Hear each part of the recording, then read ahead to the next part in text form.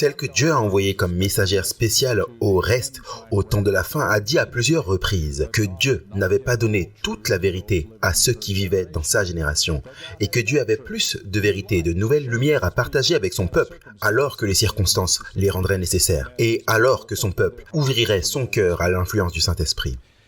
Et ainsi, j'ai donc reçu de nombreuses compilations, page après page, sur de nouvelles lumières qui étaient venues et la nécessité d'étudier attentivement ces nouvelles idées.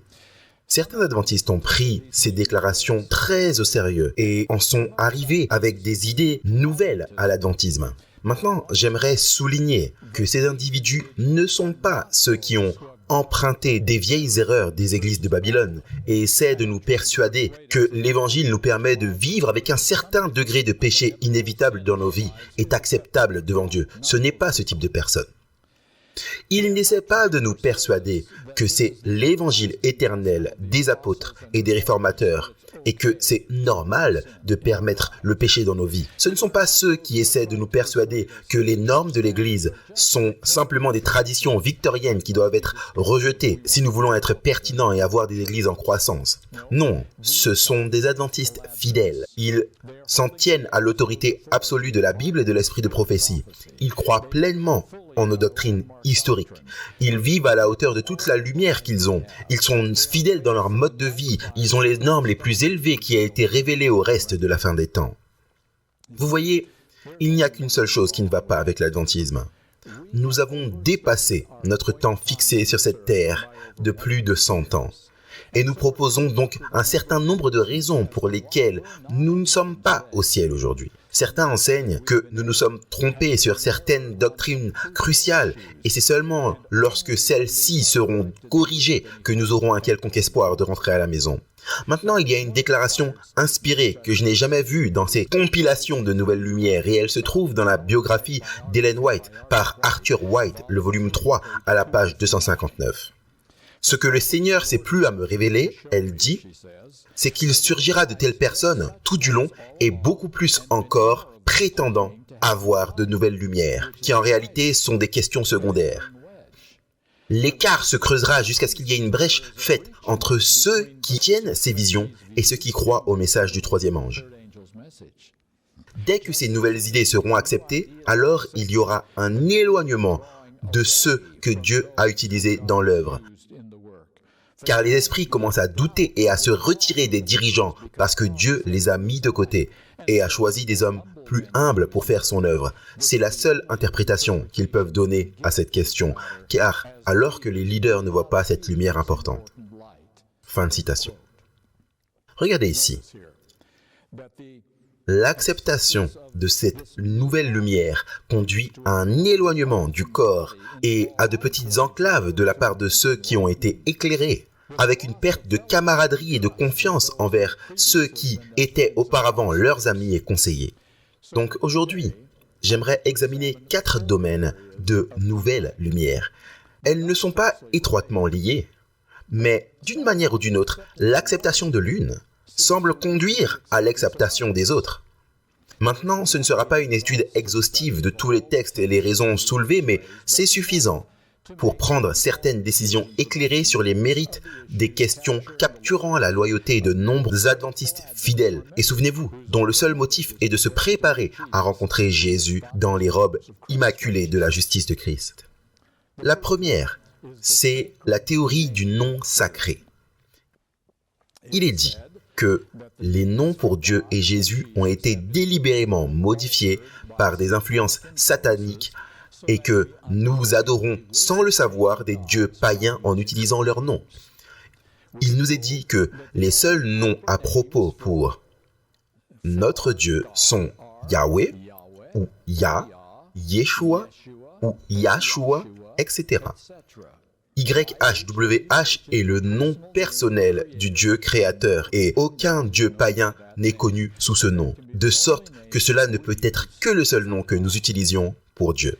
Maintenant, toute erreur est toujours basée sur une partie de vérité et est associée à la vérité, sans quoi elle n'a aucun fondement crédible. Il est absolument vrai que Yahweh est le nom personnel de Dieu Et c'est ce nom que Dieu a donné au peuple élu. Et il exprime une vérité très importante sur Dieu. Il est celui qui existe par lui-même. Il n'y a aucun autre être possédant le fait d'exister par soi-même. C'est la différence entre la créature et le Créateur. Et il est parfaitement approprié d'utiliser ce nom aujourd'hui. L'erreur, c'est que c'est le seul nom que nous pouvons utiliser pour Dieu. Tous les autres noms sont païens et blasphématoires. Seuls ceux qui utilisent ce nom peuvent être scellés. C'est ça le problème. Alors, regardons à certains points ici. Numéro 1. Voici ce qui est dit par ceux qui croient en cela. Il est vrai qu'il n'y ait pas de commandement direct en tant que tel pour translittérer le nom sacré son pour son dans d'autres langues du monde. Donc, numéro 1, aucun commandement direct.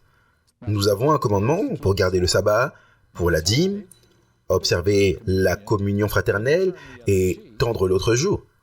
Ne pas prendre le nom de Dieu en vain et beaucoup d'autres commandements. Pourquoi n'y a-t-il aucun commandement qui nous dise que nous devions utiliser le nom Yahweh si c'est une question de vie ou de mort? Numéro 2. Les premiers pères de l'Église, comme Clément d'Alexandrie, ils connaissaient Yahweh, Y-H-W-H. Ils l'ont écrit en grec comme Yahweh.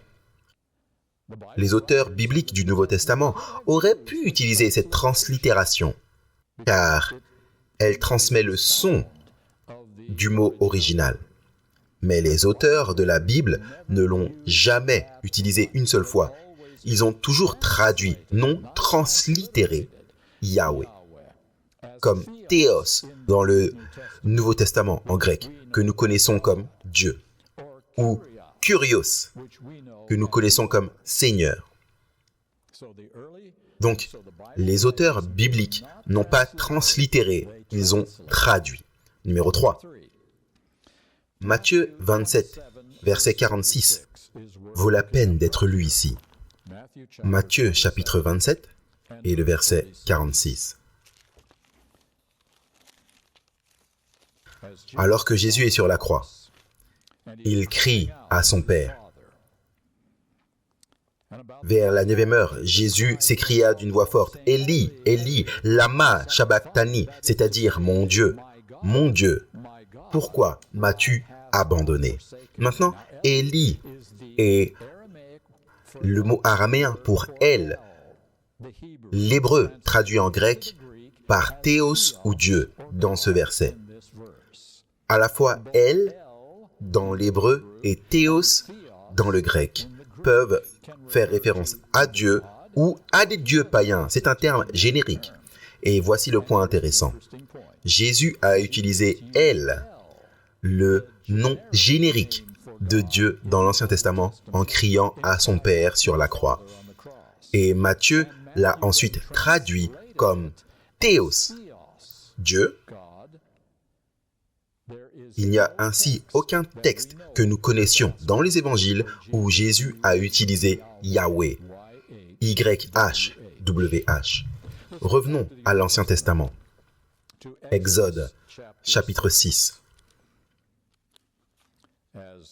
Alors que Dieu commence à conduire son peuple hors de l'Égypte et les amener en terre promise. Exode, chapitre 6, et le verset 2 et 3.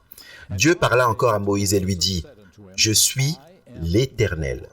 Je suis apparu à Abraham, à Isaac et à Jacob avec le nom Dieu Tout-Puissant. Mais je n'ai pas été connu d'eux sous mon nom, Jéhovah. » Ok? Donc ici, nous avons deux mots différents. Nous avons Yahweh, qui est traduit ici par l'Éternel. Nous avons El Shaddai, qui est traduit par Dieu Tout-Puissant. Puis nous avons Jéhovah, qui est encore une fois Yahweh. Donc les patriarches, les premiers patriarches le connaissaient comme El, qui est E-L, pas Yahweh. Yahweh est devenu le nom de l'alliance entre Israël et Dieu à travers Moïse à l'époque que nous regardons ici même. Yahweh avait été utilisé depuis l'époque d'Adam, mais ce n'était pas le nom le plus important jusqu'à Moïse et son temps. Exode 3, 15 est probablement le texte le plus important pour ceux qui croient qu'il n'y a qu'un seul nom qui peut être utilisé. Le verset 13 d'Exode 3 nous dit, les versets 13 et 14, il est fait référence à Eya, Asher, Eya. Eya m'a envoyé vers vous. Et ici, Dieu s'appelle d'abord Eya, pas Yahweh. Ça, c'est plus tard. Eya n'est pas un nom propre, c'est une forme du verbe être. Il englobe l'idée anglaise était, est et sera. Donc, il y a un nom que Dieu utilise pour lui-même qui n'est pas précisément Yahweh. Numéro 4. Cela est indiqué par ceux qui croient en cette théorie. Le nom sacré sera utilisé comme une marque pour distinguer les vrais croyants des faux à la fin des temps. La controverse des derniers jours portera sur son nom et le nom de la bête. La controverse au cours d'Élie était sur le nom correct. Il en sera ainsi à nouveau. Puis-je être scellé sur mon front avec son saint nom Yahweh et en même temps ne jamais l'appeler dans la prière ou lui chanter des louanges avec ce nom qui scelle et protège. Ce sera tout aussi fatal de continuer à utiliser le mauvais nom que de continuer à utiliser le mauvais jour. Ce sont leurs déclarations, ceux qui croient en cette théorie. Et voilà où la vérité se transforme en erreur. Nulle part dans l'inspiration, il n'est noté que la controverse finale sera sur le nom de Dieu. Mais elle est toujours à propos de l'adoration de Dieu. Pour que ce soit aussi clair que possible, on a juste à lire Apocalypse 14 et le verset 7, disant d'une voix forte, « Craignez Dieu et donnez-lui gloire, car l'heure de son jugement est venue, et adorez celui qui a fait les cieux et la terre, la mer et les sources d'eau. » Verset 9. Et un troisième ange les suivit en disant d'une voix forte, « Si quelqu'un adore la bête et son image. » C'est ça le cœur de la controverse. Verset 11. « Et la fumée de leur tourment monte au siècle et des siècles. Ils n'ont repos ni jour, ni nuit, ceux qui adorent la bête et son image, et quiconque reçoit la marque de son nom. » Et c'était exactement la même chose avec Élie dans son grand conflit avec la fausse religion, dans 1 Roi, chapitre 18, verset 21. Alors Élie s'approcha de tout le peuple et dit, « Jusqu'à quand clocherez-vous de deux côtés? Si l'Éternel est Dieu, allez après lui. Si c'est Baal, allez après lui. » Et lorsqu'on descend au verset 37, c'est encore le même point. « Réponds-moi, Éternel, réponds-moi, afin que ce peuple reconnaisse que c'est toi, Éternel, qui est Dieu, et que c'est toi qui ramènes leur cœur. » Puis ce texte célèbre dans le Nouveau Testament, dans Actes 4, 12, comme base de toute la foi chrétienne et toute croyance dans le salut. C'est si simple et si direct et si clair. Actes chapitre 4 et le verset 12. Il n'y a de salut en aucun autre, car il n'y a sous le ciel aucun autre nom qui a été donné parmi les hommes par lequel nous devrions être sauvés. Et quel est ce nom? Jésus-Christ de Nazareth. C'est le nom. Numéro 5. Pour établir la théorie du nom sacré, certaines hypothèses indémontrables doivent être faites. La première, le Nouveau Testament a été écrit en araméen et plus tard traduit par des traducteurs corrompus en grec. Et ce sont eux, dit-on, qui ont substitué les noms païens Dieu, Seigneur, Jésus et Christ afin que les chrétiens adorent des dieux païens. Eh bien, il n'y a tout simplement aucune preuve que le Nouveau Testament ait été écrit en araméen. Il n'y a aucune allusion dans les écrits des premiers pères de l'Église qui seraient moins de 100 ans après la fin du Nouveau Testament. Le seul livre, même spéculé comme étant en araméen, est le livre de Matthieu. Et rappelez-vous, Paul écrit aux églises juives gentilles, dans le monde gentil ici, qui ne comprendraient jamais l'araméen. Ils ne pouvaient qu'utiliser le grec que eux comprenaient. Luc était un médecin gentil qui probablement n'a jamais parlé un mot en araméen. En fait, regardons Luc chapitre 1 dans le tout premier verset alors qu'il introduit son évangile à ceux qui le liraient. Luc chapitre 1 et le verset 3. Il m'a aussi semblé bon, après avoir fait des recherches exactes sur toutes ces choses depuis leur origine, de te les exposer par écrit d'une manière suivie. Excellent Théophile. Théophile est un nom grec et il écrit au grec à cette époque. Donc, la théorie des traducteurs chrétiens corrompus n'a aucun fondement en réalité. Si c'était vrai, alors combien du Nouveau Testament ont-ils corrompu? Et comment pouvons-nous savoir quelles parties ne sont pas corrompues? C'est une théorie sauvage, nécessaire pour soutenir une théorie erronée sur le nom de Dieu. Tournons-nous vers le livre d'Actes, Actes chapitre 26.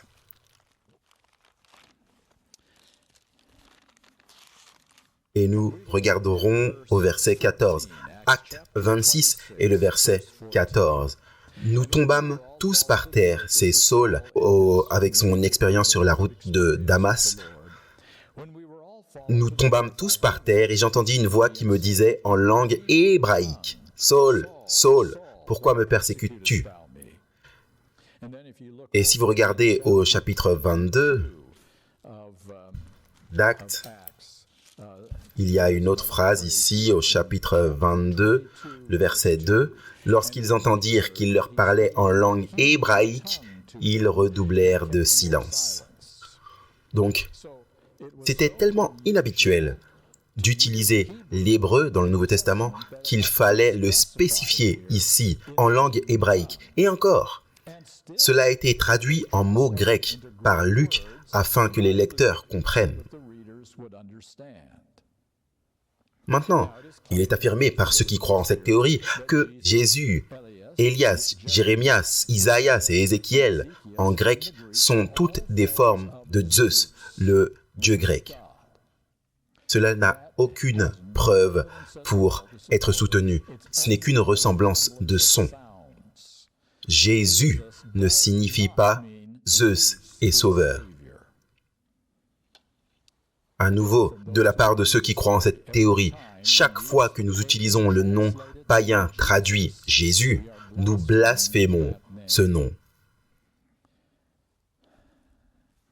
Une traduction de 1 Roi chapitre 18, 21 dit ceci. « Si Yah est le Tout-Puissant, allez après lui. Mais si c'est Jésus-Christ, allez après lui. » Voilà à quel point ils abusent les Écritures. Si nous utilisons le nom Jésus, c'est l'équivalent de Baal. Numéro 6, revenons à Exode chapitre 33 et verset 19. Exode 33 et le verset 19.